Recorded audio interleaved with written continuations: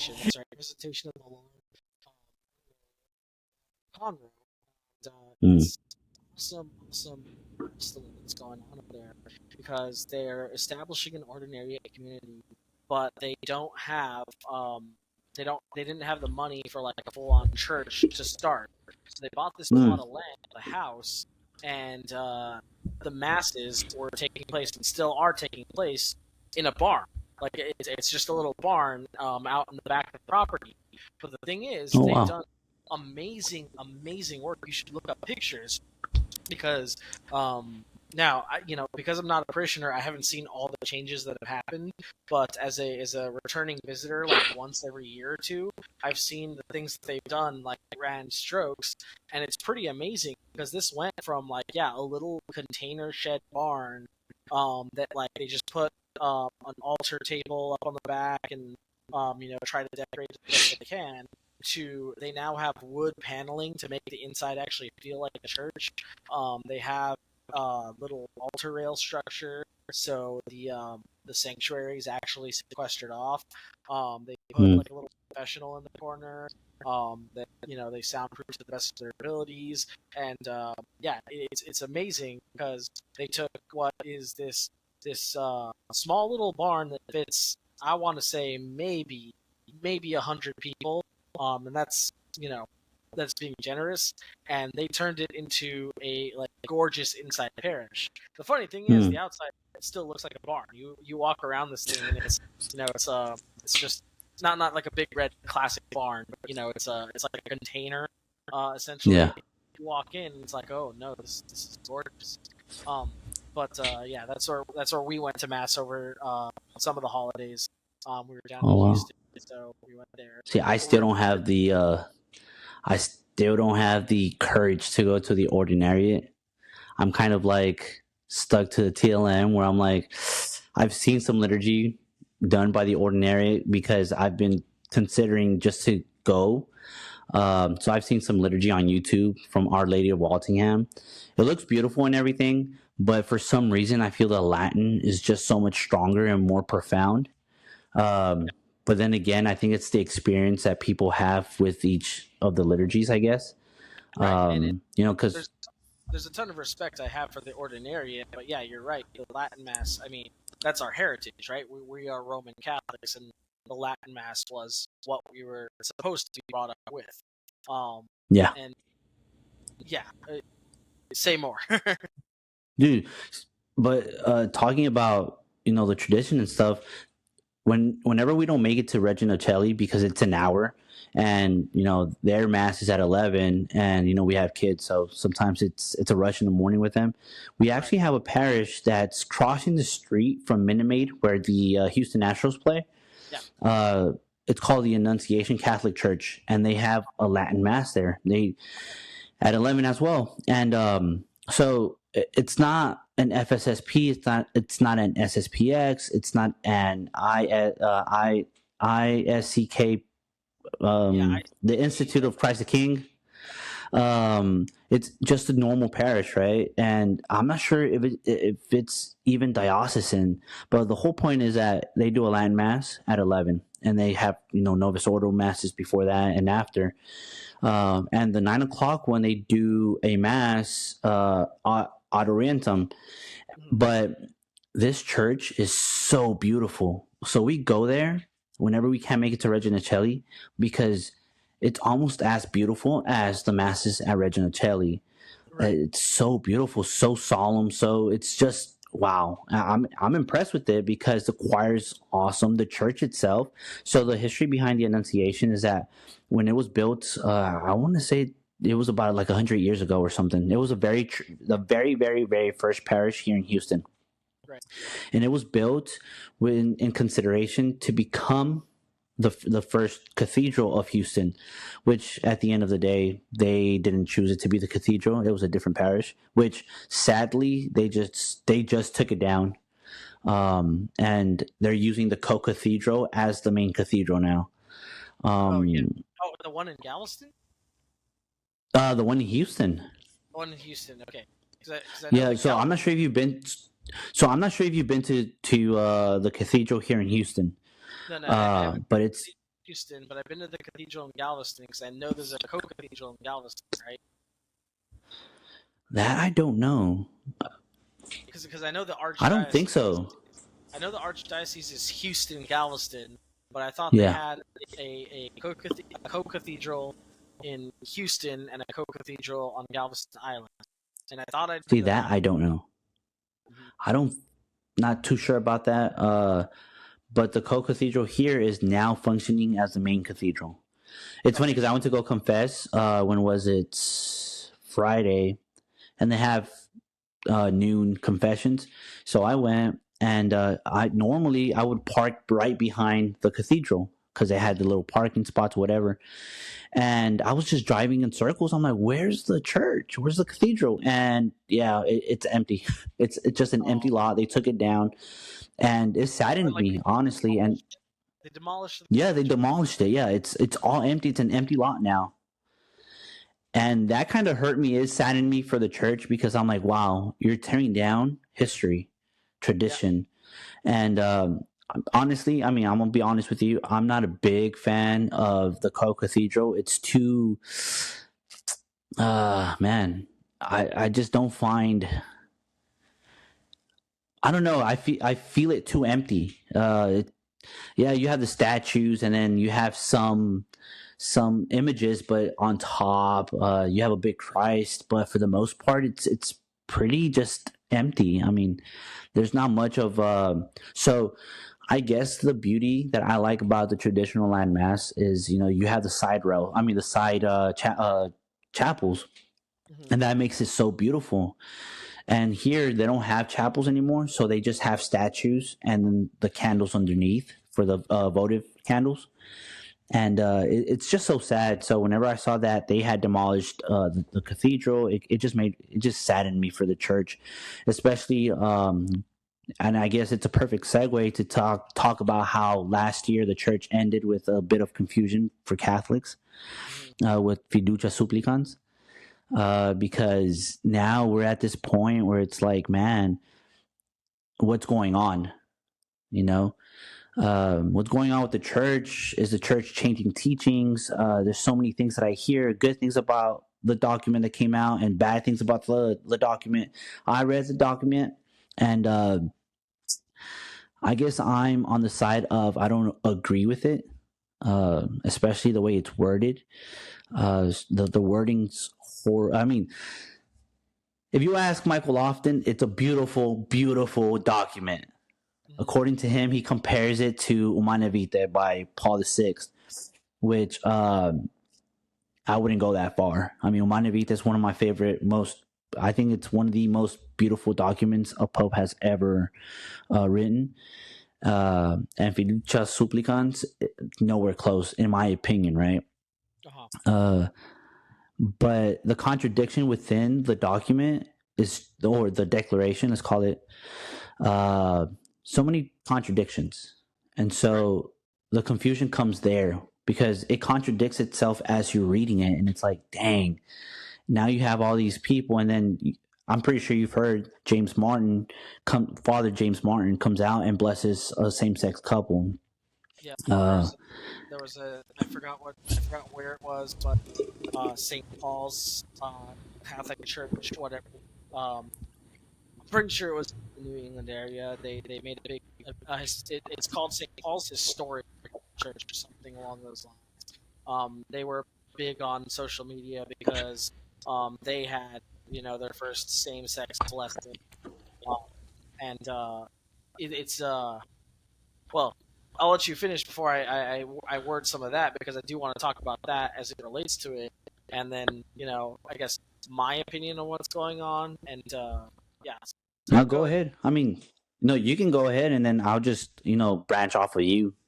Okay, yeah, sure. So like my kind of opinion on the document. Now, the huge caveats I want to throw these out there. I haven't actually read the thing because on a personal note.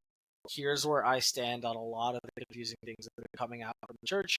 I want to just kind of stay away and practice my faith in the way that like best suits me. Supplicans, fiducians, it doesn't quite I don't want to say it doesn't affect me because you know that's not entirely true, but it doesn't pertain to me insofar as it doesn't pertain to how I'm going to act and participate in my faith and try to encourage the things that are true and good and beautiful in my life with regards to the faith that I practice. So that being said, I haven't actually read the document, but I have read commentary on the document from a number of people, I formed a couple of thoughts based on that commentary, not on the document itself. So I can't comment on the document itself, but I can comment on like my reaction to what people have said about it and my reaction to what people have thought about it, right? And so the first thing I'll comment on is, the fact that, from what I've been told, it's a very confusing document if you read it.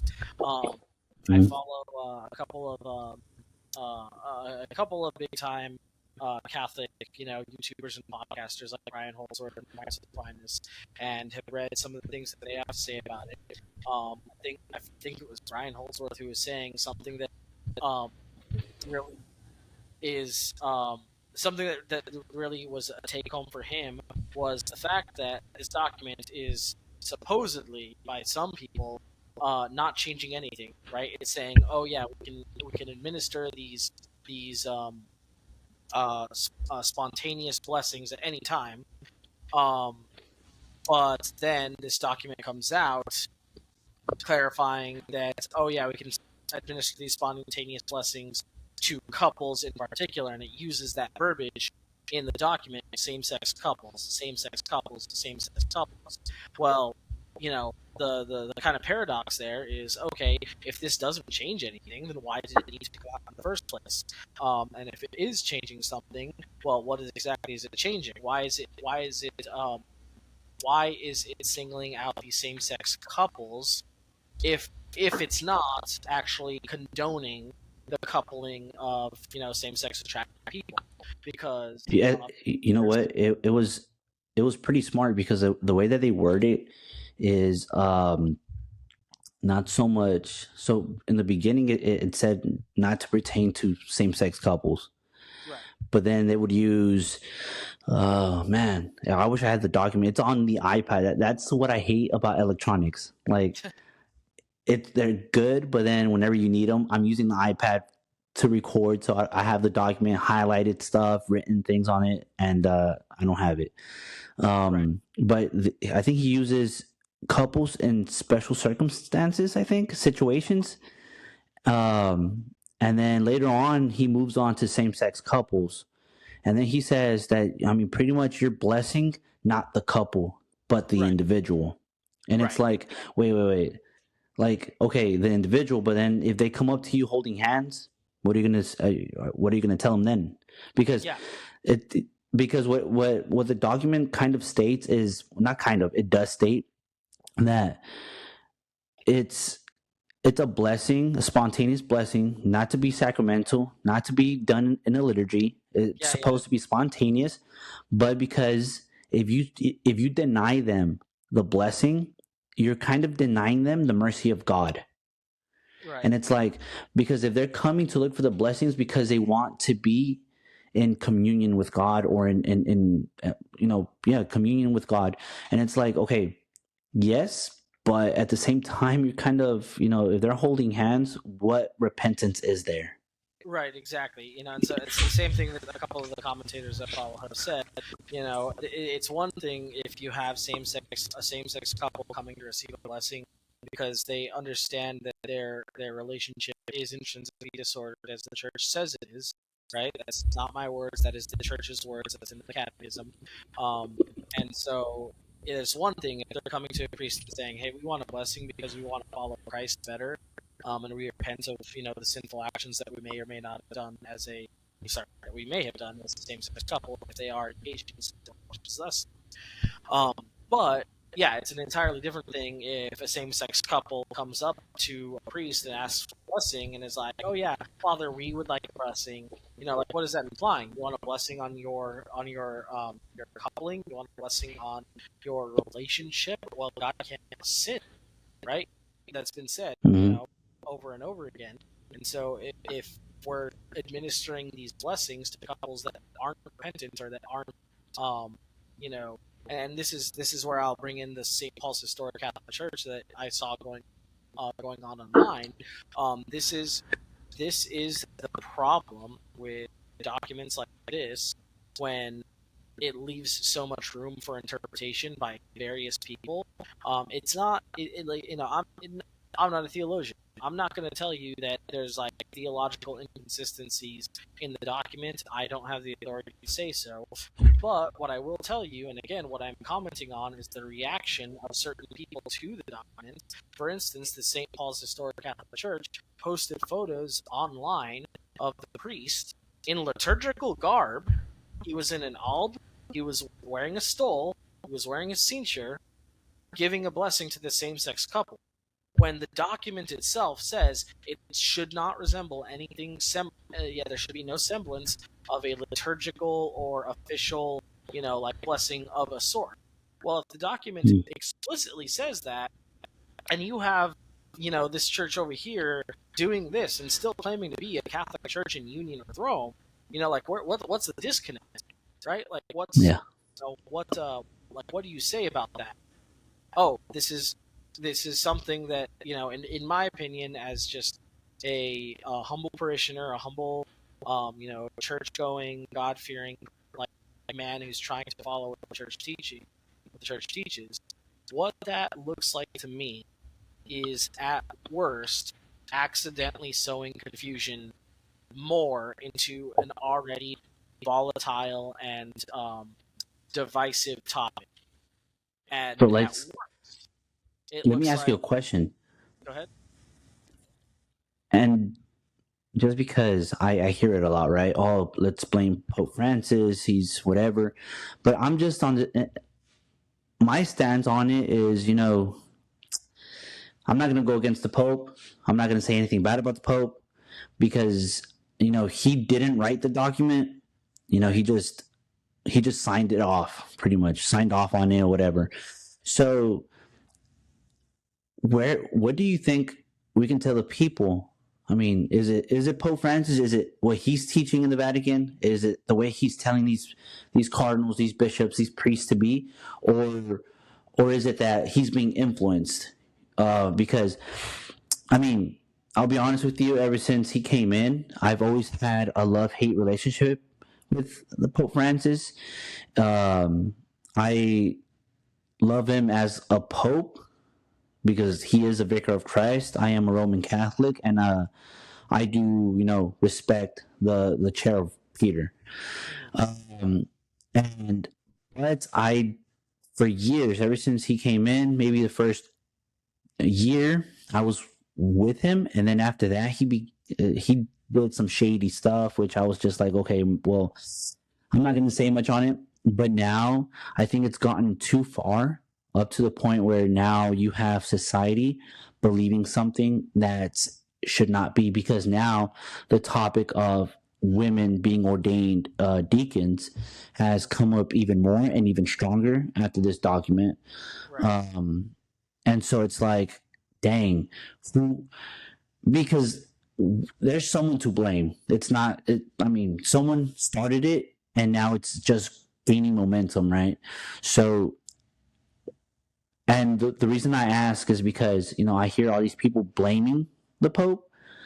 What's your stance on it? I mean, my stance is neutral, because I just don't know. I don't know what goes behind closed doors. So it's like, I can't blame him 100%. Yeah, so my take on this whole thing is that this is a problem that has persisted since times well before our generation and well before even Vatican II, right? Which a lot of people like to blame on. A lot of people like to blame on Vatican II, but and you'll have to forgive me because I forget who I'm quoting saying this, but there are more knowledgeable people than I who have made the claim that, all right, Vatican II can't just suddenly change things overnight. If things changed as dramatically and as rapidly as they did, all that Vatican II was a blow to an already dying man, right? So we'll start there. I think personally that these problems have persisted well before this 20th century, maybe even as far back as the 18th century, and honestly even further back. The devil has always tried to attack the Catholic Church because it's the one true church. But without going that far and without rambling too much, I think that seeds were sown well before our time to cause division and to cause confusion in the church and what the church actually believes and teaches. And we're seeing the seeds of that bear fruit now. Now, Yeah. the fruit is good in some cases, bad in some cases, right? I think that there were a lot of good intentions behind the reforms that happened in the last century that have brought about really, really good things. For instance, the Anglican Ordinariate that we started talking about, right? I think that was only possible because we had a church that, from what I hear, I didn't live in this generation, so I can't say what the church was actually like back then. But from what I hear, a church that was in fact pretty hostile to our Protestant brethren, right? And I don't think that church had a chance of forming something like the Anglican Ordinariate and bringing more people into the fold of Catholicism under, the true church, under the Church of Rome. But on the other hand, I think that a lot of seeds were sown for bad influencers and bad actors to engage in the church and cause confusion and division. And we see this a lot with. I really don't want to disparage any sources in particular, but the Jesuit order, for instance. The Jesuit order has a lot of situations where they come into question on church teaching, especially at the universities. Look at Fordham, look at Georgetown. They have a lot of situations where I forget which one of them, but one of them invited at the time Planned Parenthood CEO Cecil Richards to come and speak on campus.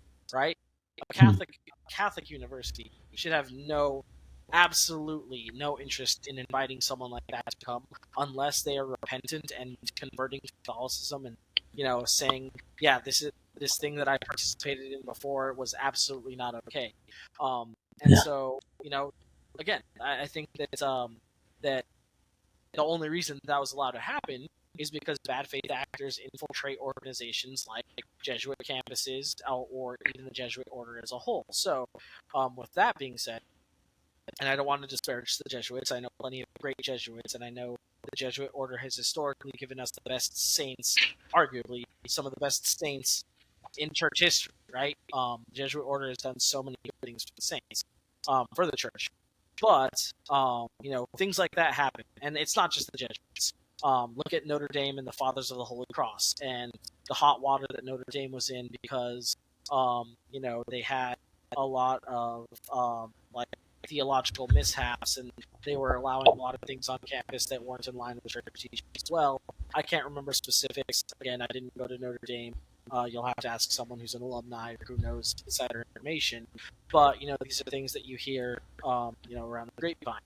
Anyway, I think that it's a lot of that. I think that it's a lot of people that came in from the outside, looking to sow confusion and sow divisiveness in the church. With Pope Francis himself, I think that he's human and he makes a lot of fallible mistakes.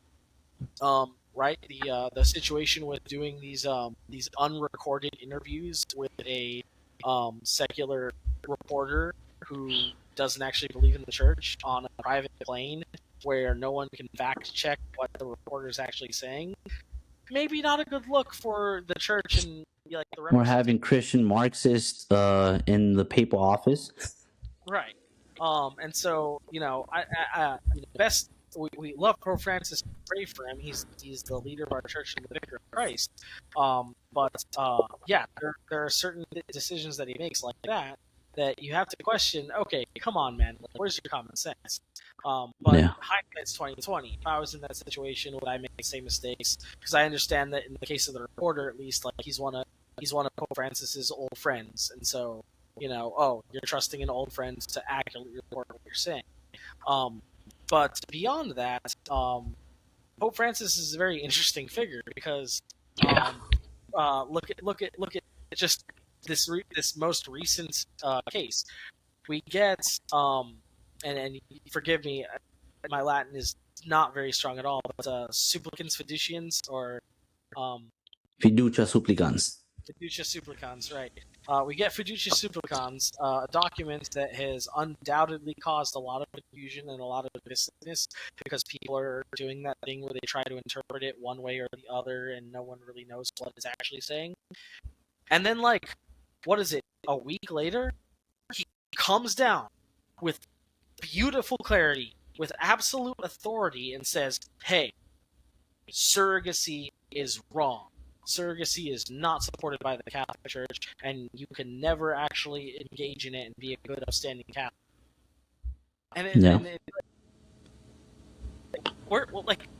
Where's the where was the clarity before? Like you said this like yes, I applaud you, Pope Francis. That is sticking to church teaching, and that is laying down the law and saying yes, absolutely, this thing is wrong. But what the heck with this other document back here? And then the same thing with abortion. Yeah. Pope Francis's record on abortion is phenomenal. Like he has come out and said that procuring an abortion is the equivalent to hiring a hitman. And as Catholics, we believe that is accurate. That what you're doing is you're hiring a medical professional to come and murder something, right? And Pope Francis does not mince words on that even a little bit. So again, the dichotomy, like, hey, Pope Francis, like, I love you. You are the vicar of Christ, and you are doing excellent things and progressing the church in good ways. But why are you confusing over here and not over here? Like, what's going on there? And so, I chalk that up to he's a human. He says things and he does things that humans do that maybe get them in hot water. But no, I don't. I think that it's stupid to say that, just like it's stupid to say that the fault of everything that's wrong with the church lies solely on Vatican II, I think it's also stupid to say that the fault of everything that's wrong with the modern church lies on Pope Francis. Quite frankly, that's giving him too much credit. He's just a man, a holy man, an ordained man, but at the end of the day, he's a man, and he has faults like the rest of us. Yeah, which, just going from a confusion to some good news, Shia LaBeouf finally is a Catholic. I mean, I really want to talk about him because he's one of the reasons why I kind of switched over to TLM. So my wife and I started a whole podcast on our own as well. Right. And we were kind of talking about it.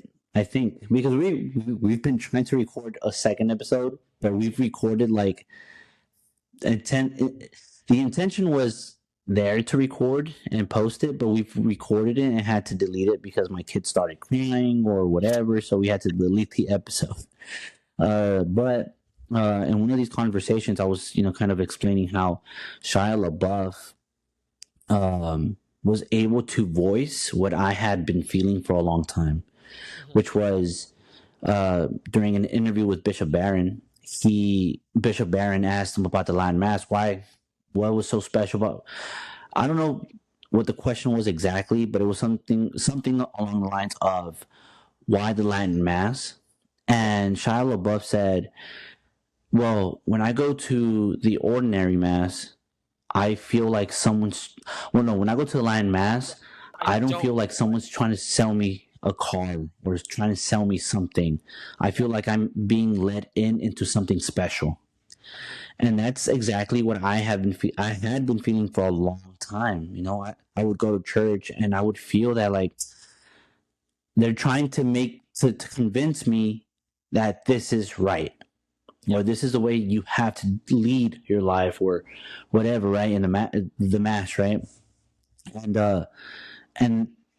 But once I found the Latin Mass, I had already done research on it, but then Shia LaBeouf just put the cherry on top for me to go. So I finally go, and it's exactly how he said it, And I had heard something from, I think it was Candace Owens, who, by the way, I love listening to her things. I think her husband is Catholic, who also attends a TLM.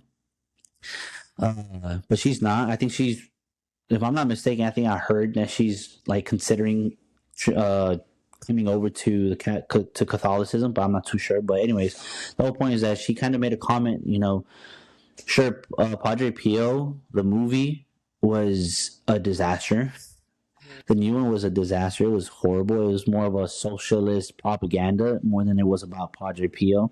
Right, and then But I heard they advertise this as Padre Pio movie, and this is, hey, Padre Pio, we're talking about Padre Pio, and like the Padre Pio storyline was like the B storyline in that movie. yeah, I haven't watched it, but yeah, I heard it was just an absolute disappointment to everyone yeah, oh involved. yeah, no, don't. I mean, if you want to watch it, but I wouldn't watch it. I would recommend you not to watch it. But the thing is that he was saved through the movie, right? Through the intercession of Padre Pio, and then being. I think what helped him the most was emerging himself into the Franciscan life, and Right, he because saw I a think total different side of yeah, it. Yeah, so I think I'm pretty sure it was Candace Owens who said that. What's the whole point of just one person being saved? mhm, I mean, it was only Shia. I mean, the movie sucked, but he was saved. But at what cost? The movie sucked. And you know what? Now that I'm thinking about it, it may not have been Candace Owens. It was someone, right?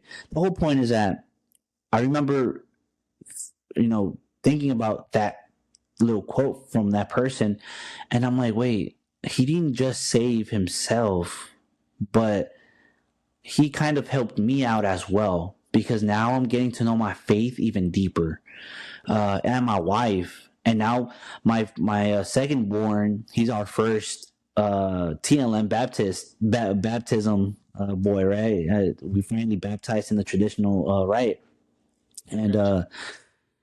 thank you. I mean, it was beautiful. I mean, something different, right? Yeah. Because we're not used to doing it. Well, go ahead. I just want to comment because I also had my second born baptized recently, and yes, in the old rite. Congrats. Thank you. Just because, like it's beautiful, is it not? Like, Yeah.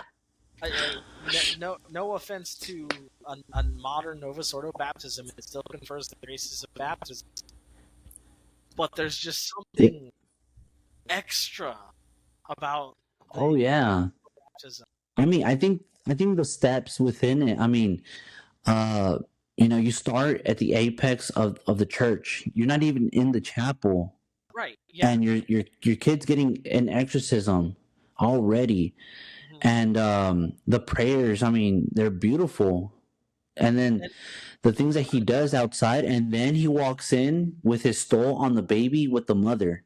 You yep. know, and this is something I was telling my wife. I said, it's funny because in the modern world, you have all these women saying, "Oh, the church degrades women and all this other stuff." But I was like, man, I wish that during the whole baptism, there was a place for me, like there was for you. Like Yeah. at the end of the baptism, there's a churching of you, Yeah. and then you're consecrated with the child to the Virgin.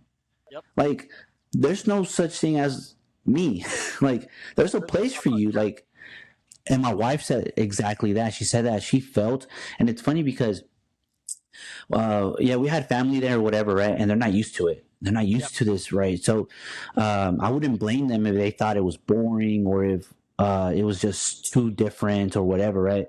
I hope they loved it because we loved it. But my wife says something that really, really touched me, which was she was like, at the moment that I was walking in and was kneeling at the rail for the churching, right? Uh, I felt then this sense of security and confirmation that the Virgin is my mother above all else. That she is there with me every step of the way to guide me to God, right? And I was like, whoa, that's profound. Like Yep. that's deep. Yeah, and that's something that, like, after it was all done, said and done, we were on the way back home to kind of celebrate. We had a little dinner here at home, Mhm. and we were talking about it. And I'm like, wow, this was something like, yeah, maybe because we were used to, music and everything going on at the same time, right? But this was just all said, all prayers, all exorcisms. Baptized at the same time too. That doesn't Exactly. happen in the tradition, right? No, you're baptizing this baby, and it Exactly. might like also be baptized, but no, it's not like a group thing. It's not like, oh, yeah, baptisms are the second Saturday of the month, and so sign up for the next month and go to class. Yeah, have you and 5 other babies baptized. It's like, no, I'm getting my baby baptized on this day, and my baby is getting baptized. Yes. That's something that's super super cool as well. What I think is super cool is that you have to notify them a month before giving birth. Yeah, because they and want to then they set up immediately. Yeah, that's something that I know is true, and think about why too. And it is a bit of a shame that this has fallen out of favor with the most Catholics. Now we still waited, a bit of time because our godparents, she's a doctor, and so she can't just take off work, drop a hat. Like we do have to schedule around her, and we're totally willing to do that, right? Because we wanted them as godparents. But the church called us like a week after she was born and was like, okay, we're ready this weekend. You guys are ready to get baptized? And we're like, no, we got to wait for the godparents. But they put that sense of urgency because it should be that urgent to people. I mean, think about what you're doing. You are bringing your child into the church. You are making it so that they have a possibility of entering into heaven.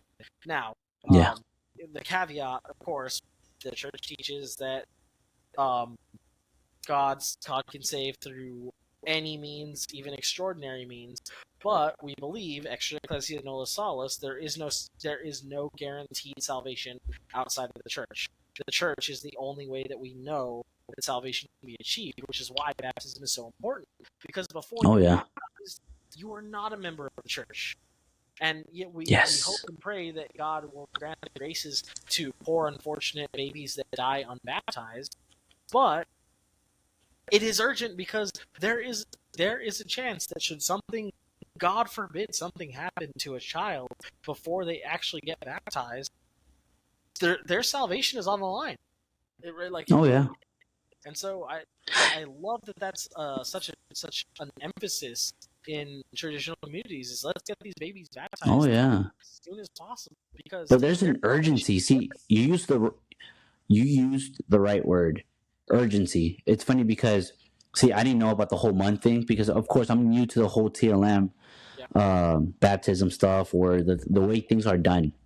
And I sent an email to Regina Celli. I waited till we moved here to kind of email them or whatever. I emailed them, and secretary got back to me really fast. It's something different than modern day. Modern day, they have a lot of people, so they kind of take their time. But no, here it was quick. It was fast, and she was like, "Okay, well, I CC'd Father. Man, I forgot his name. I'm still new to the parish. Van Villiers, I think is his name." And he'll get back to you to give you a date or whatever. And most likely they're going to want to baptize ASAP. So I was like, okay, sure, ASAP, maybe a month from now, whatever. Okay. Emails me almost immediately. And he's like, and I think this was like January. When was the funeral in Nebraska for the priest from Modern Day that died? Father Buckley, I'm not 100% sure. I think it was... it was after New Year, right? I think it was after New Year. I think it was shortly before the Epiphany, but I'm not 100% sure because I know it was before the Epiphany because he sent me an email. He was like, "Okay, so let's do it January 6th when I get back." I was like, "Whoa, that's too fast! Like that's like this Saturday." Mm-hmm. So I was like, "Well." The godmother at that time it was just gonna be a godmother, but he was like, I prefer 2 godparents, and I was like, oh, okay, that's something different. Like I've seen just 1 godparent, but he was like, it's important for an infant to have 2 godparents. Right. I was like, oh, okay. So luckily she's getting married, and we're like, okay, we'll ask the fiance too. We know him, we like him, we feel that they both can bring faith to the kid, to my kid, right? So so then we got the date that she's coming, which was yesterday, January 20th, and so we finally got that done. But what we really loved was that all he wanted to know was that we were all Catholics in good standing. Yep. And later on, everything will follow, right? But the important thing is to baptize the child, and then everything else will follow. And that was something that made me feel. One of the things. Okay, so let me backtrack a little bit to Regina Celli. So at modern day, I felt like I was at home, but then once I stepped foot into Regina Celli, I felt at home.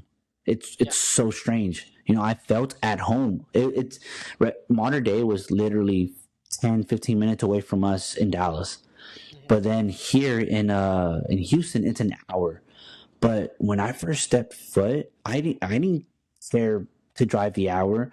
Made it to Regina Celli. I felt at home, like literally at home, and the priests were so welcoming. The people were so welcoming, and this is something that, like, the reason I want to talk about it as well is because I feel that and I'm gonna tie it together with the persecution that we were just mentioning before we started recording. I feel that people misunderstand what the TLM is. We've received a lot of, not persecution per se. It's not that someone's trying to kill us because we go to TLM, but we have had friends who have stopped talking to us because we go to the TLM. And then, of course, family members, including my family members, who don't agree with us going to the TLM.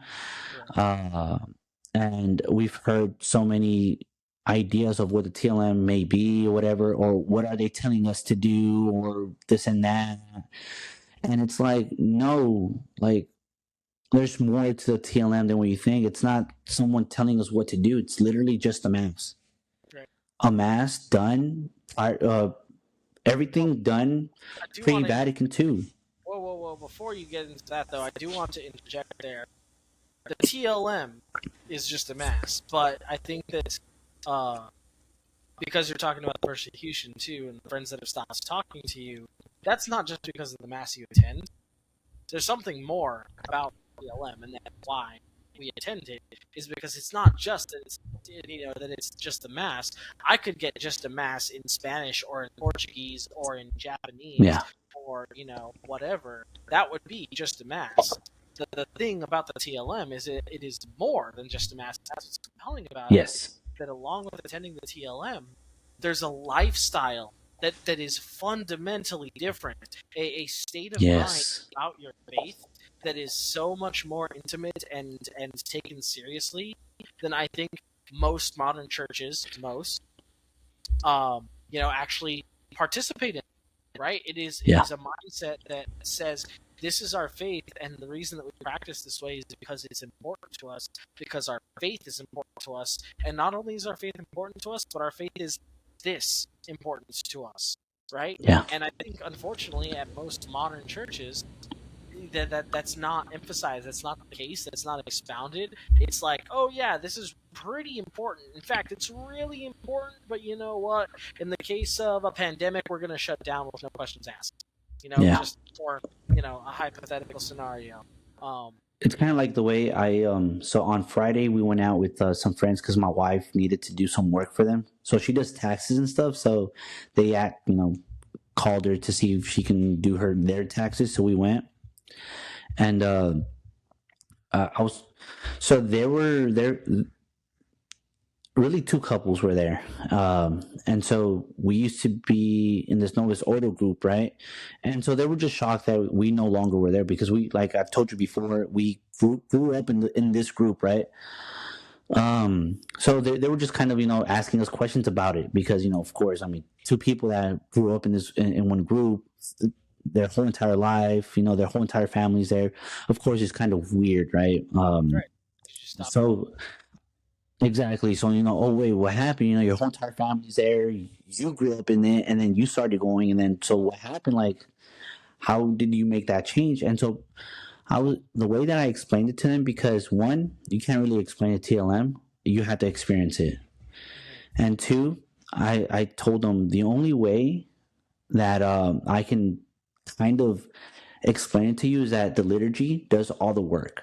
all you have to do is show up. And it's not that I heard it in a recording or that I had read it in a book or a podcast or whatever. No, like I literally experienced it that way. The liturgy did everything. All I did was show up and go and just pray. That's all I did. And then the liturgy itself was the one that kind of pushed me to pray the rosary, to go to confession, to lead my family in this way, to do more prayer at home. The kids, do this, do that, and it's like the liturgy does it on its own, and that's what I love about the TLM is that I don't have to do anything. I don't have, and the way I also explained it to him was to the person was before I thought I needed to be at church every day. Yeah. Every single day to feel something close to God.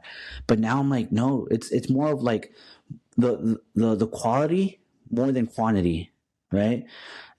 So like I go Sunday, but that Sunday, my soul is regenerated for the week, right? But it's something that you have to experience. And so going to the whole, being giving being given the cold shoulder, or even just being pushed to the side a little bit, it sucks. I'm not gonna sit here and say, oh yeah, I don't care. No, I do care because it's family. Right. But there's this happiness that you feel. I mean, not family, right? But family, friends, or just anybody, right? But there's this feeling of I'm doing right. I'm doing what I know God wants me to do. But it was hard at first, because we didn't expect any attack, right?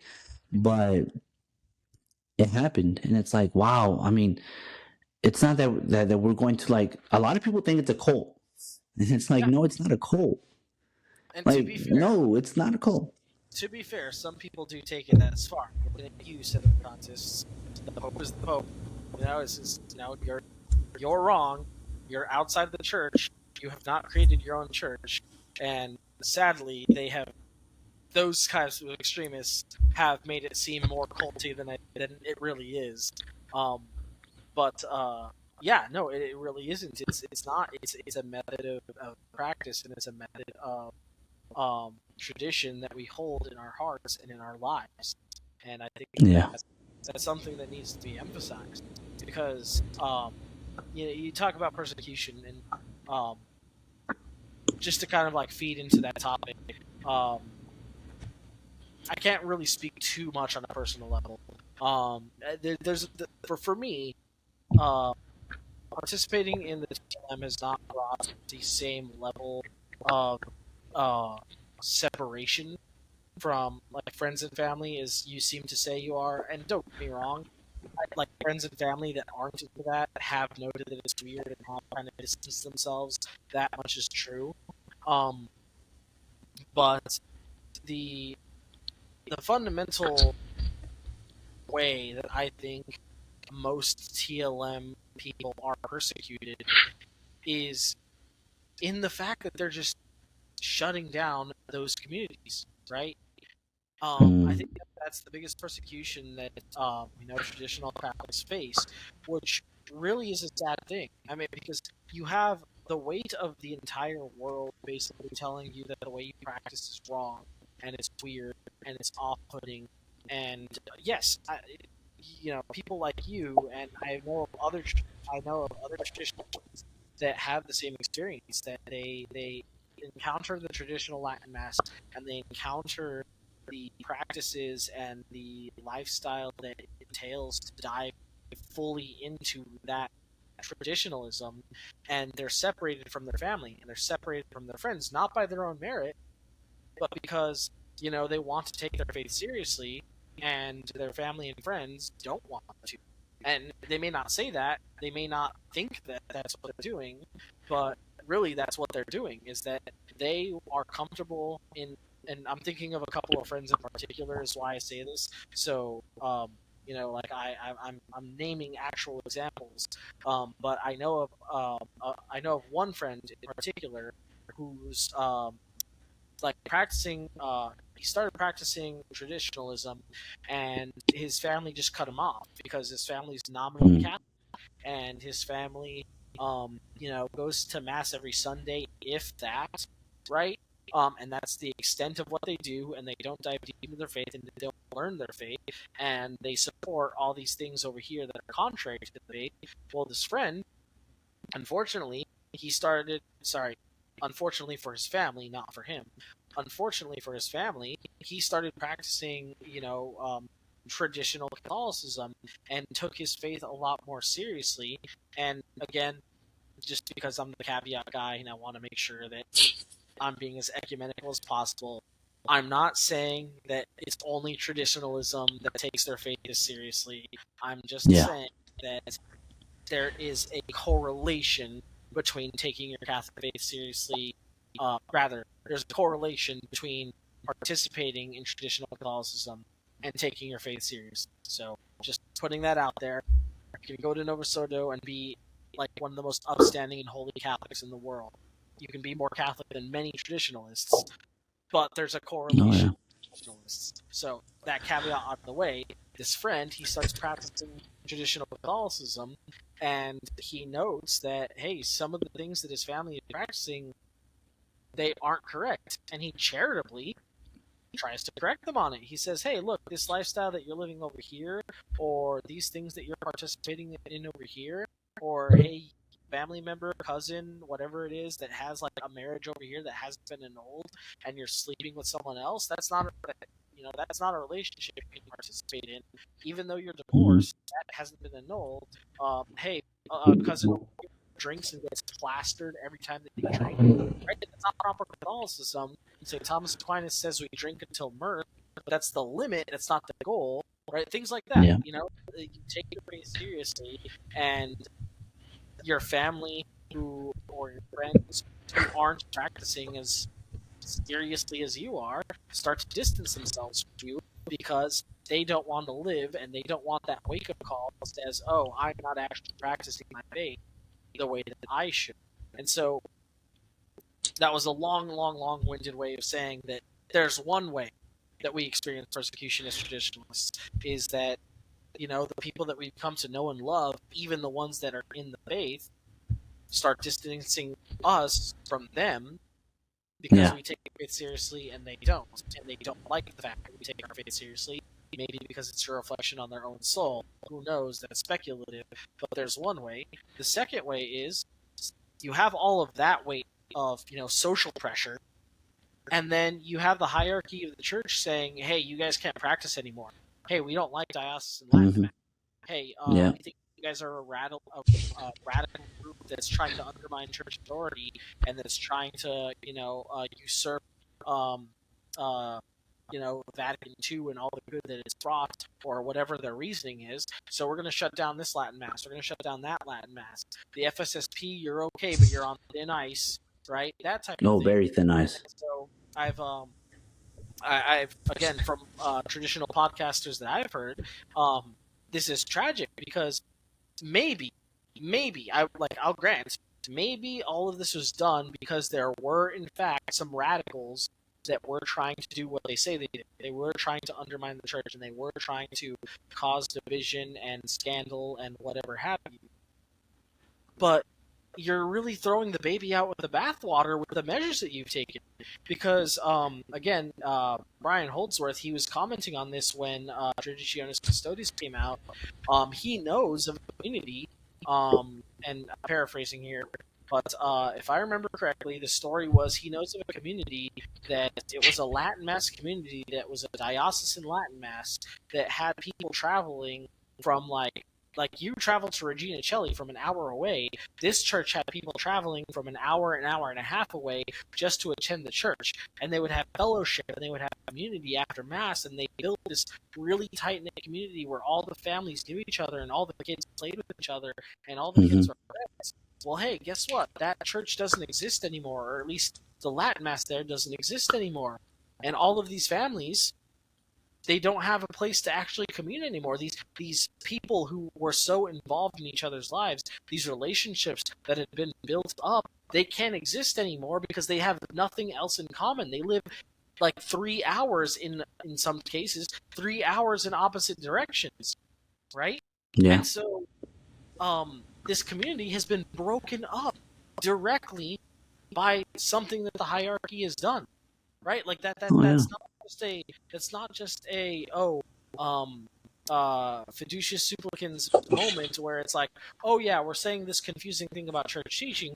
No, that's a direct, hey, your community over here, yeah, it's gone now. Everyone that you've known and loved from this community, guess what? You guys aren't don't share this in common anymore, and you guys have to break up. And like, what do Yeah. you do with that as a traditionalist? Especially as a traditionalist who is a practicing Catholic, who does adhere to the church authority, and who wants, who wants more than anything to submit to Rome and to do what the Pope says and to do what the Vatican says and support the church as a whole, when that church is the same one that's shooting you in the foot and taking away the thing that you hold most near and dear. Yeah. That's a burden that a lot of traditionalists bear, and that's the saddest thing in the world. Oh yeah, which is where like you have Bishop Schneider who comes out and like defends traditionalism 100%. FSSP, SSPX, ICKSP, he defends traditionalism 100%. And it's funny because I was like, oh, he was probably raised in the traditionalist way. He wasn't. He was ordained after post Vatican II to the priesthood. So his whole entire priesthood has been post Vatican II. So no one can even attack him to say, oh, he just wants to go back to what he grew up in. No, not really.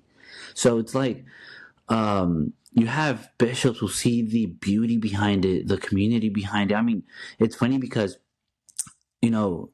being new to Regina Coeli, people don't look at me weird, and they'll smile and say hello. And it's like, man, you feel home. You don't know anyone, but you feel at home. Same thing at Mater Dei. And it's funny because we go sometimes to Annunciation here in Houston, right? And same thing. They look at you and they're happy to see you. And it's not like one of those fake happiness, like smiles, right? The ones that you get the, hi, and then just walk away. No, like it's legitimately an authentic smile and saying, hey, how are you? And it's like, oh, okay.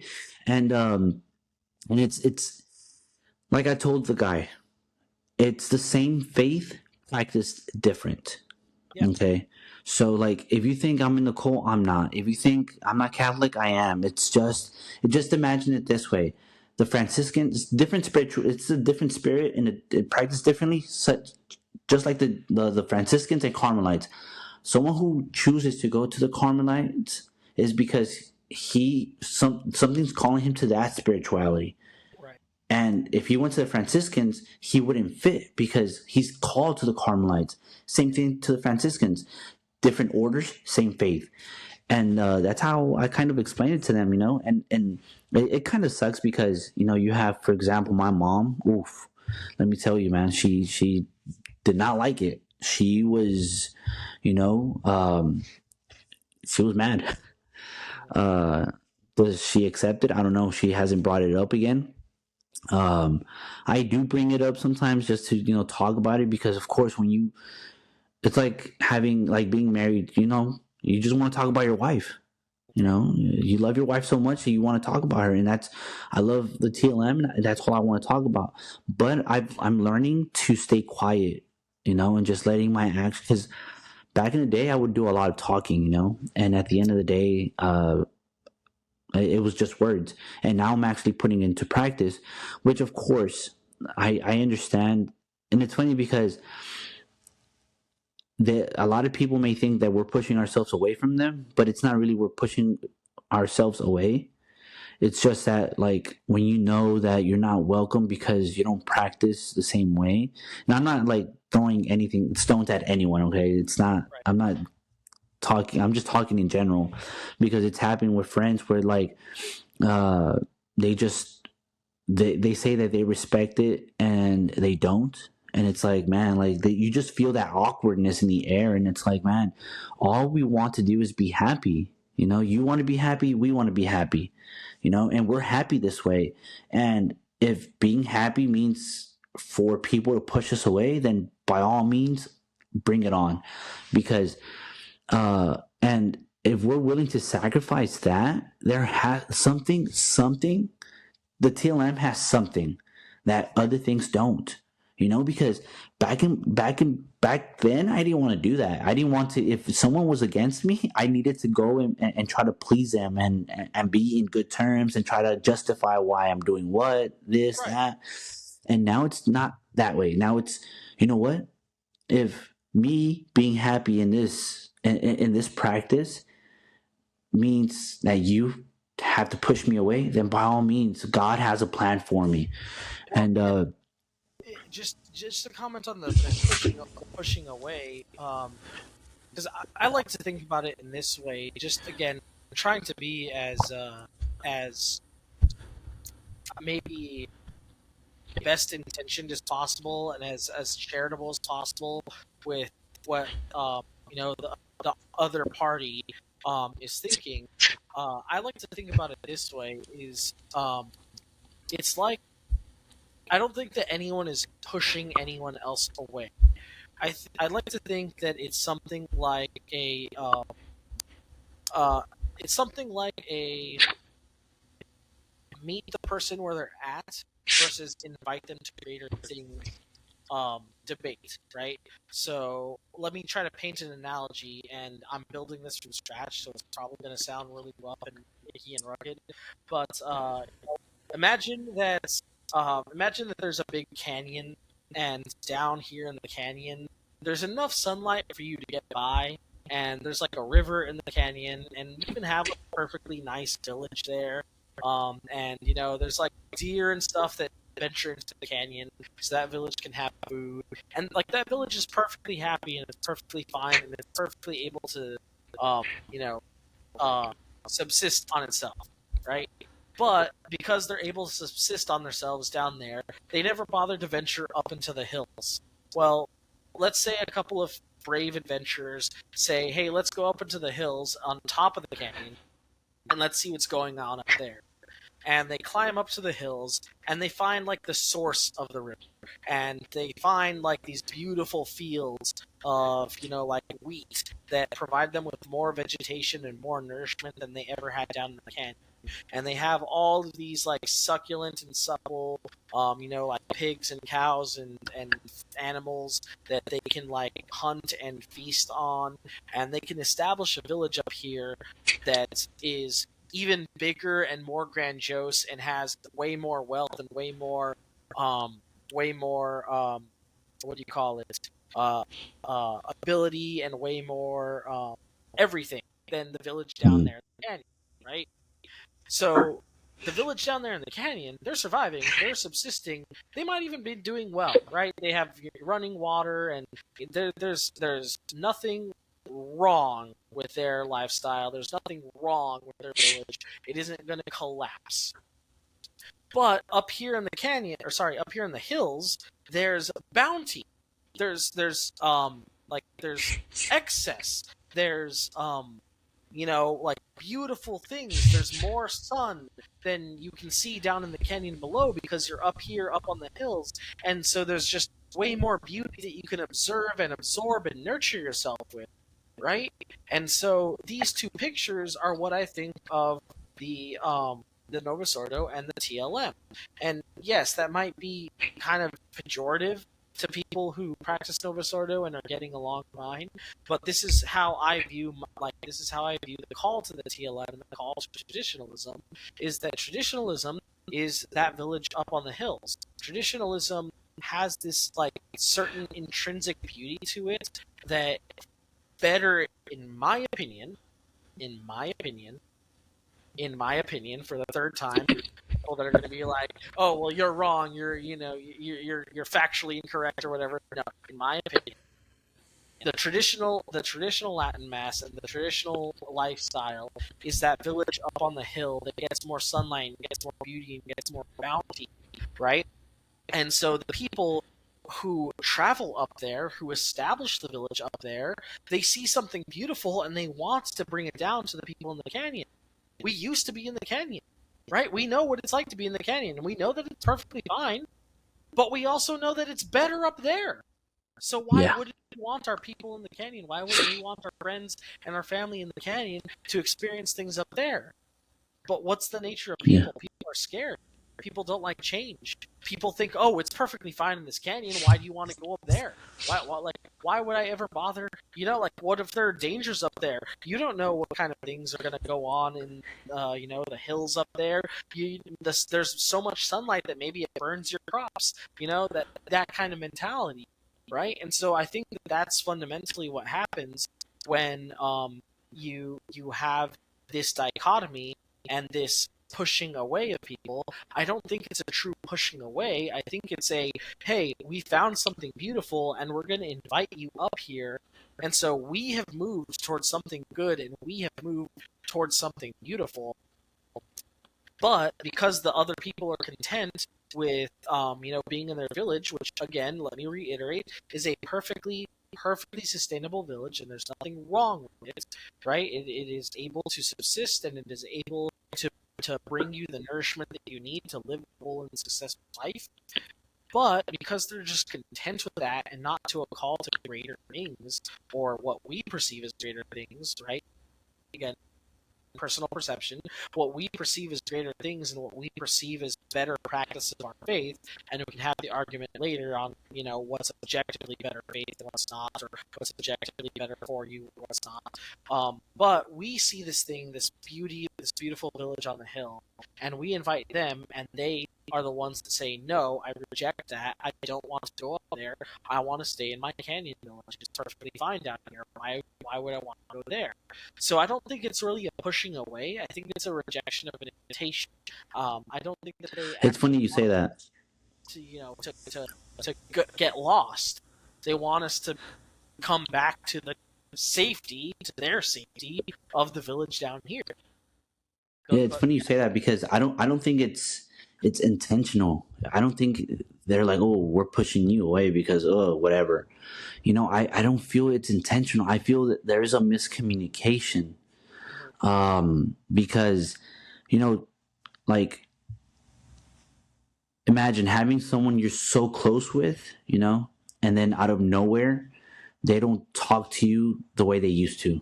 Right. And it's like, what did I do? What exactly did I do? Like, our relationship should not change. On the contrary, it should be better. If you have God and I have God now, then, and I'm being a better person, like I'm trying to be better. Like I've seen the negative things that I was before, and I'm trying to change it now for real. Then you should love me more. But why is it that now my relationship our relationship has been broken because of it? And it's like, I don't think it's intentional. Like you said, I don't think they push us away on purpose, but the miscommunication of what it is, why it's done that way, just to pretty much inform. I mean, trust me, the baptism was something that opened up my eyes, because for once in my life, it's funny because we baptized my son in Novus Ordo, and I was so busy doing other things. We baptized him in Easter, right? And I was so busy. I was too focused on other things that I was in charge of, which is pretty much the music part. I was so focused on that I didn't even I wasn't even joyful that my son was going to be baptized. I honestly wasn't I didn't feel much for it. And this time round, I was so excited. And I'll be honest with you, I was so excited but back then I would have been counting heads. Oh, let's see how many people came. Right. But I kid you not, I authentically this time, I was so into it. So it was so intimate that no head counting was. I wasn't even focused on who was there and who was not there. Honestly, I was really just focused on my son, and him being baptized and being welcomed into the Catholic Church. And Right. so and I think that can be perceived as something, bad, oh, he thinks he's all that, or they think they're all that, oh, they think they're more holy. And it's no, like, maybe, and it's not a maybe, I need this because I am worse than you. Like, Yeah. I am the worst of the worst, and I need this way, because that, if the Novus Ordo helps you that way, then trust me, if this is like this, because one thing that I know people don't understand is that TLM is pretty strict. It's pretty strict. Like, they don't play. Like, if they tell you something, you're gonna do it, because they keep tradition solid. And Right. so and that's something that I need. Why do I need something more strict? Because I am worse than you. I am the big, like, and I'm not saying it to be humble. Like, I'm literally, this is something that I've discovered of myself in the TLM. I am the worst person there.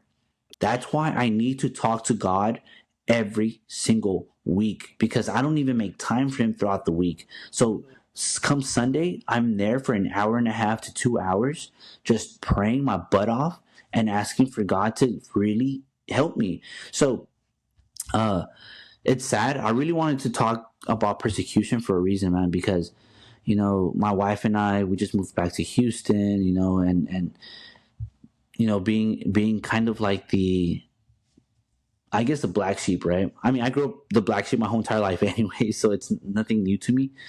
But it is new to me, being really the black sheep. Now this time we're the only ones who are in the TLM, and it's very different, and all this other stuff. And it's like, like, man, it's because I know some of the people listen to the podcast, and hopefully they make it this far, an hour 15 in, and I really want them to understand that I don't think I'm better. I don't think that what they're doing is wrong.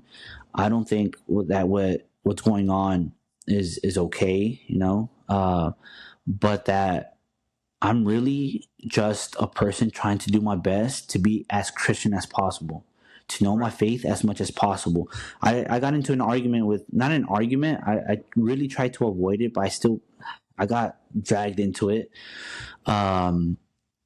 Because Christmas was chaos, right? You needed to go to mass twice, and it's like, some people thought, I'm gonna try to do a one shot kills all, right? And I really tried to bite my tongue, and I was like, no, you had to go twice. And so some people were like, no, if you go at night, then you fulfill Sunday and Monday. And I'm like, no, you kind of had to go Sunday morning and Sunday night, or go Saturday for Sunday or whatever. And TLM, they do it on the days, but since we were going with the family, we're like, okay, let's go in the morning, us TLM, and then we'll go at night with the family to fulfill Christmas Day. Right. And so later on, about 2 weeks later, arguments started. It was just a discussion. I came off wrong, because I got a little passionate about the TLM, and then the whole holy day of obligation, how should it have been done. And yes, I do.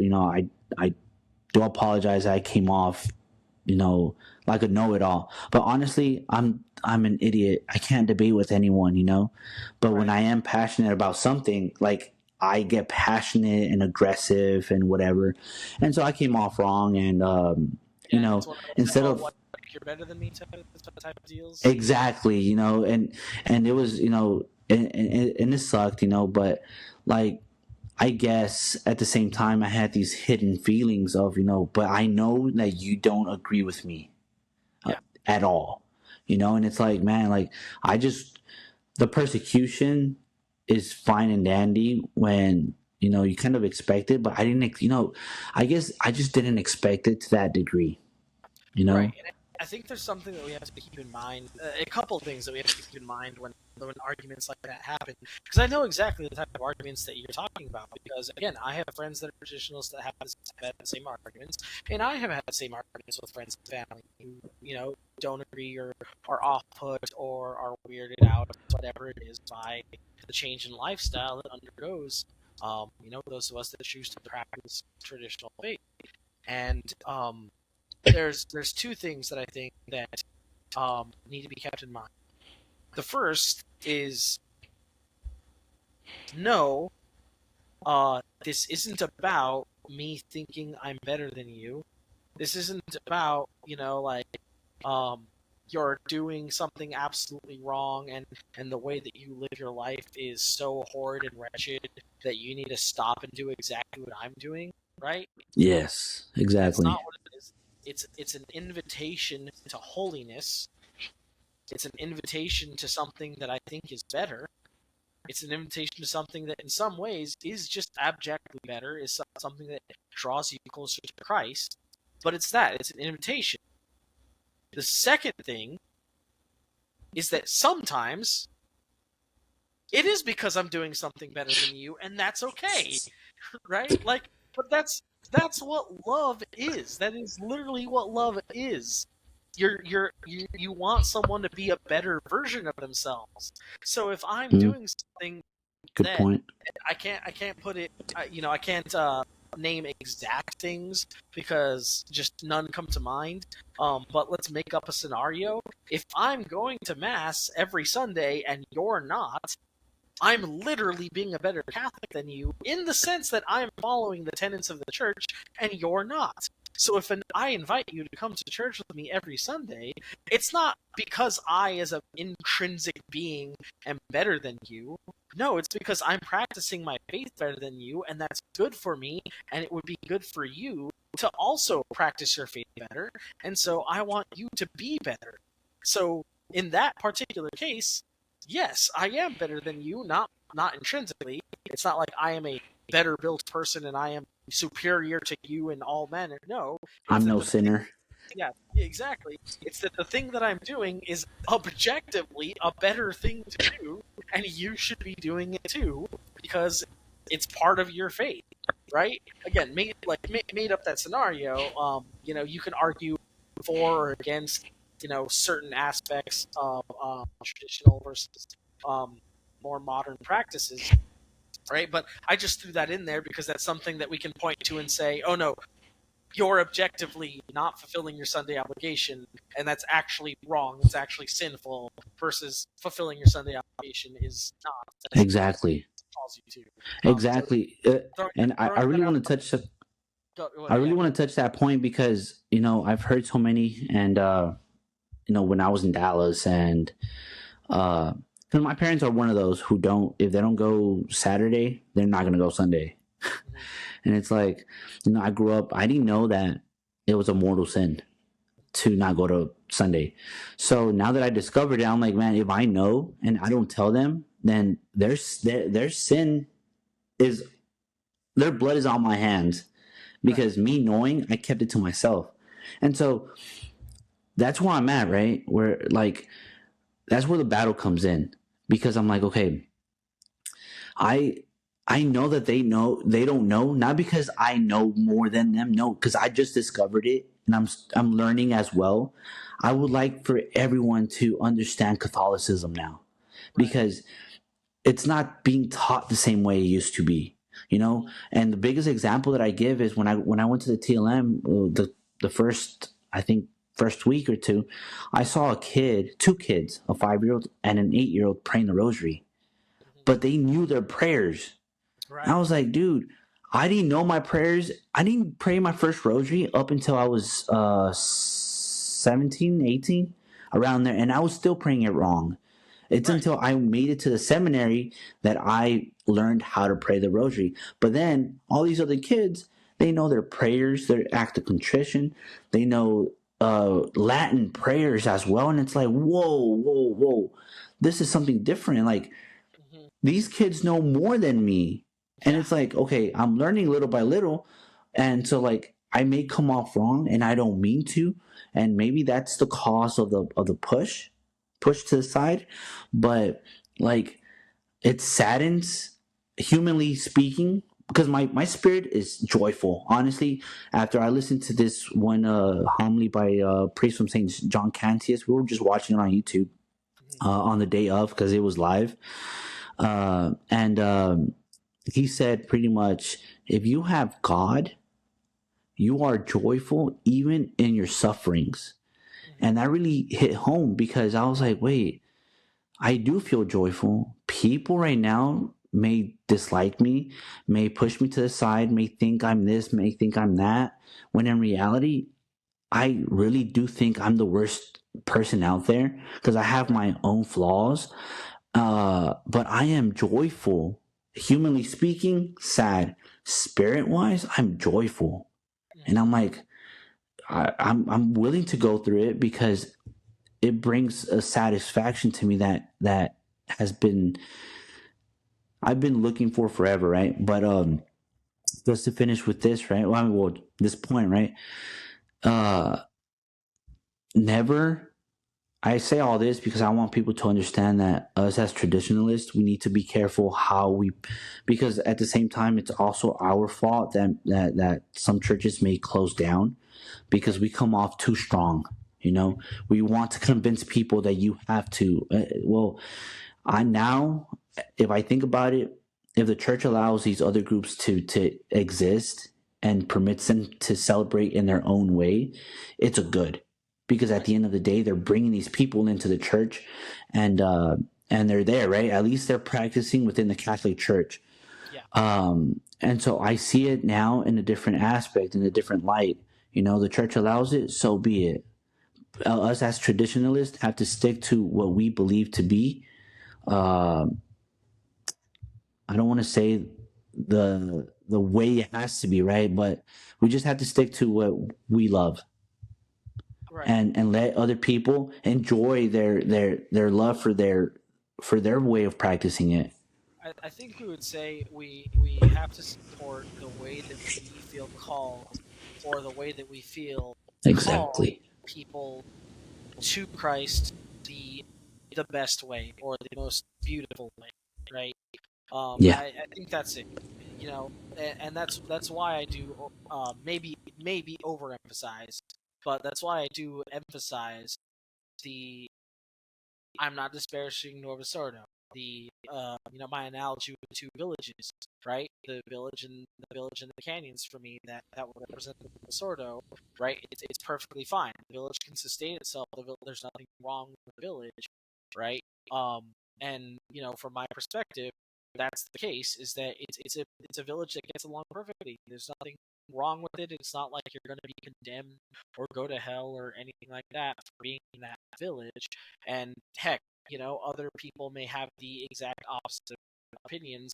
They may think that the TLM and all of its cohorts are the people in the canyons, and the Nova Sordo is the one that's on the hilltop. I mean, that's the basis for changes brought about at EP2, right? Is that the TLM was not bringing people towards God, and so we need a radical reform, right? And so that opinion can exist out there, but all I mean to say is that we firmly do believe, and I will always argue that I think there's evidence to suggest that the lifestyle that comes from practicing traditional Catholicism, including the TLM, is something that inherently draws people closer to God, more so than any other form. That doesn't mean that other forms don't draw people to God. It's that we think that this is the form that draws people the best and the most. And we have history to back that up. And so that's where we stand on that, is that, hey, we love this thing because it drew us to Christ. It drew millions of people in years past for the last about 1,500 years. Because, I think the most modern form of the TLM was like around the 500s. The first instance of it was around the 500s. So yeah, for the last 1,500 years, this is the mass that has formed saints, right? And so why wouldn't we love it? It doesn't mean that the new mass can't. It doesn't mean that the new mass doesn't form saints. That just means that we trust the history, and we think that people should trust the history as well. And also the experience, like you said, it's just you notice that the silence is the best way to worship and praise the Lord and to have intimacy with Him. And that's not just me saying it. And it's funny because my wife had a different experience than me. So it's like, we heard a rumor that I took her out of what we were in. And it's like, whoa, where is this coming from? Like, I didn't put a gun into her head and said, you have to come and follow me. No, she decided on her own. Actually, she's the one who told me, who would ask me, oh, are we going to go back to Mass? And I was like, well, you know what? Yeah, let's go. It was a mutual thing. I didn't do it right. But anyways, the whole fact is that she had a different experience. I go because of a certain experience. She goes because of a different experience. I've heard experiences from others that have been totally different, which brings me to a good segue to help Mass of the Ages. Oh yeah. The third part of their documentary is going to be out March 19th on YouTube. And it's something that I really want to talk about with you because I feel that you and I are big Mass of the Ages fans. Absolutely. If you guys watching our podcast have not seen the first 2 episodes of Mass of the Ages, go watch it, because we can sit here and talk about the traditional Latin Mass all day and why we love it, why we were calls to it, but those videos, that movie, the project that Mass of the Ages is doing to showcase what it is about the traditional Latin Mass is beautiful. The visuals are stunning. The people that they interview are knowledgeable and amazing. And I'm not just saying that because one of them was my professor at college. No, they are legitimately intelligent people that are talking about the Latin Mass and the things that go into them. And the history that he expounds on is really eye-opening. It really is. Episode 2 was a total game changer for me. Oh yeah. So I am really excited to watch episode 3. I'm really excited that it's coming out. So if you haven't, go watch the first 2 episodes, and you will be just as excited as us. Hopefully. Oh yeah. 100%. I think the documentaries will hit home for some people. I mean, for me, the main one that really touched me was the first one. I really loved that the lady's experience, and it's extreme. It's the reason it hit me is because one of my curiosities about the Latin Mass was what attracts these people. It's literally a mass. A low mass is quiet. What attracts these people? Why do they give so much time and effort to make it to a parish that's 2 hours away for a Latin Mass every Sunday? What does it have? And so in the first documentary, the first movie, it's a woman who has 4 kids, if I'm not mistaken. And can't remember. Her husband dies of a brain tumor, I think it was. Yeah. And right. So it was like, I think a month into them going to the traditional Latin Mass that he was diagnosed with a tumor because he had a seizure at work. And the way she speaks about the Latin Mass, how it helped her, it's just astounding. It's something that you like. I was used to hearing it in this in what I was in the Novus Ordo, right? Because I've heard so many experiences about similar to that, or maybe worse, right? And I was so used to it. And so what shocked me the most was that there was something like this outside of what I was in, and concretely, it wasn't just them faking it; it was a real experience. And so that really caught my attention, and the way her kids spoke about it as well, it was like, I don't know, it was just so different. And that's what kind of captivated me to move forward in the Latin Mass, was the way she spoke about the faith, about what she was experiencing and how she got through. And you can see that she's still in pain, but she's able to live life knowing that he's in heaven. Well. Exactly. She can bear that cross. And I'm like, because I grew up always thinking that I needed something or someone to help me, or I needed this, needed that, which I'm once again, I'm not throwing stones at anyone. It's me personally, the way I thought. And know that I can do it with God and really truly put my trust in God 100%, and that He'll provide everything. To me, I knew, because they would always tell me, God will provide, but I never had the grace to truly believe it. Every time something would happen, which is how I ended up in Dallas, I would go nuts. Oh, God will provide, and I would stress out. And it's like, no, now I've learned that God provides, but at His time, just trust Him. And I'm like, now that I'm living it and seeing it, this house here, truly, God surprised us with it. Amen. You know, everything that we have in the house was given to us, and it's like, whoa, like He does provide, and you don't have to stress, because God allows things for a reason. And sure, the Novus Ordo where I was in, they would constantly tell me that, and that's why I didn't want to leave that, right? Because they told me certain things that were true, but for some reason I couldn't truly believe. And now that I truly believe, I know I'm in the right place, right? And so I give that little testimony in between, because that's what the Mass of the Ages is. It gives you not only testimonies, but gives you concrete experiences and historical background, to make you see the beauty of the traditional Latin Mass and why it's important for you to at least attend once a month. Yeah. Not just once a year, once a month.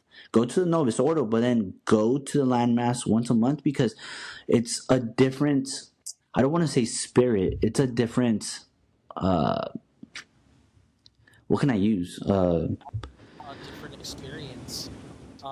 Yeah, just something more intimate. Yeah.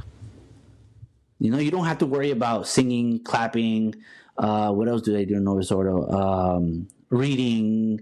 Masses. Yeah, announcing something. Like, the priest will do everything for you. All you do is go and rest. Yeah. And so the third movie is coming out March 19th, and it's it's about women who, after, what was the name of the modo proprio?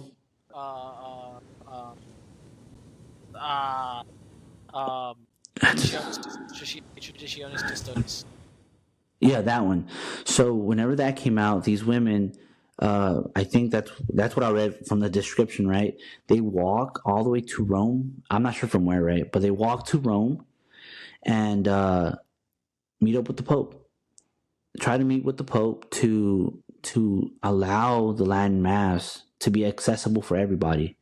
Maybe I'm wrong, but I think that's what I understood from the description. Right. It's come out in March, so we'll see. We'll see that. Yeah, I mean, having mothers, women do it. I mean, it's a different thing. I mean, you'll see for all those, and I'm gonna say, I mean, if you have a wife, a girlfriend, or whatever, who she feels degraded by the church, know that she's one of the most important things in the church. So, and did you hear about Bishop Snyder? I did not hear about Bishop Snyder. So Bishop Snyder has a prayer to pray for future holy popes. Kind of scandalous, kind of he's swinging. But that's Bishop Snyder. So I agree with him. I've also heard rumors that the next pope might come out of Africa. Only God knows. That's so much more that we can suggestion, but it's also because Africa is the largest growing population of Catholics. So I think that's a good thing. I don't know if there's anything to be commented on that, except that Pope's probably going to come out of Africa because that's where all the Catholics are right now. Yeah. At least. Well, they have a good spirituality, so I mean, I wouldn't. If it was a Cardinal Sarah, hey, I'm down for that. I would be down for it. He's too old by now, but yeah. But that dude is great. And no, I mean, one last thing that I really wanted to talk about was, the goal for the podcast, and I think Sam and I are shooting to really just grow it, and we need your help. So, I think back then. Before we get into the appeal, there's one more thing that I want to dedicate to you. Speaking of growing the podcast, right? Jose, I know where you're going. we had a special guest on last week, and we'd like to thank him for allowing us to speak with him and interview him. And I understand that we have a couple new subscribers, and maybe some of you guys are from his followers, and we welcome you guys here. Thank you for joining us. We hope that we promote content that you guys like and agree with and produce content that you guys want to hear. But I'd like to thank Eddie, the Rosary guy, for being on our podcast last week. I say last week, the last podcast. This is like, what, 2 weeks ago now? 3 weeks ago? Like a month ago. Yeah, seriously. But he was so gracious to send both me and Jose 2 rosaries that he customized himself. And I must say that they are beautiful. If you haven't listened to the podcast, go listen to it, because he explains that he wants people to pray these rosaries. He makes rosaries so that people know how powerful a rosary can be and how rugged these are. I mean, like Eddie did such a fine job on this. It's made of paracord and it's so rugged. And this is truly a manly rosary that I could. And it's too perfect. It almost seems as if a machine did them, but Yeah, they're no, handmade.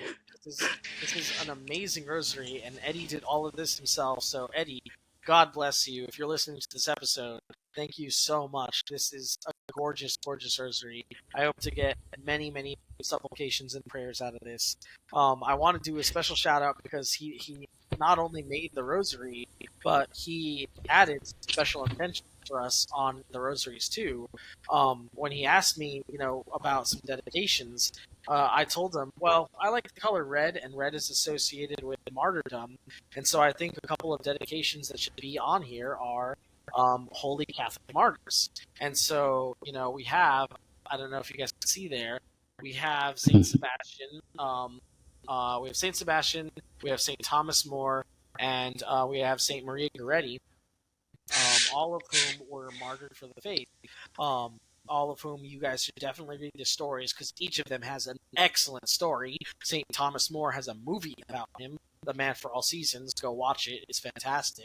And St. Maria Goretti herself was just a beautiful and holy girl who was martyred because she wouldn't give up her virginity to a guy that was about to rape her. And awesome story about that, too.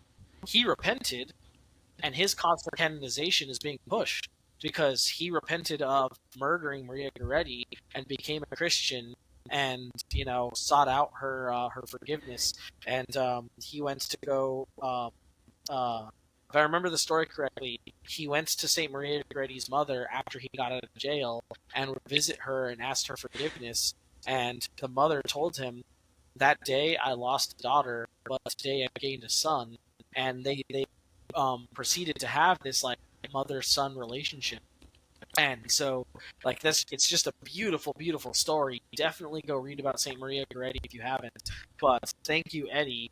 I have this dedication with me now, and anytime anyone asks, "Hey, where'd you get that?"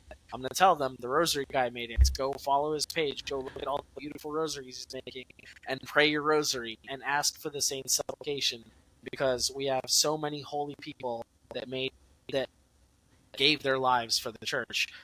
Yeah, Jose, any comments on yours? Oh yeah, no. I think previously in the podcast, because I had done one last week just to keep going, and I spoke about the rosary a bit, but I wanted to talk a little bit more about it. So I have Saint Francis. I'm not sure you can see that. Saint Francis. And now that I'm thinking about it, it's funny you were talking. I was like, wait. St. Francis just resonates so much with me, not only because he's the patron saint of my marriage. Mm-hmm. It's the same day I met my wife as well. Got married on the same day, which is October 4th, which is his feast day. For that reason, we got married on October 4th. But now that I'm thinking about it, he was one of the columns of the church. Mm-hmm. At one point, he had... I'm not sure if, you're very familiar with his story, but he had a dream, that it was him holding up the church with St. Dominic. Mm-hmm. I think it was Saint Dominic, another saint, and he was holding up the church. And why do I say that? Because olive green reminds me of the Mount of Olives, where Jesus, he cried and he shed blood from his skin, from his pores, right before he was entering his passion.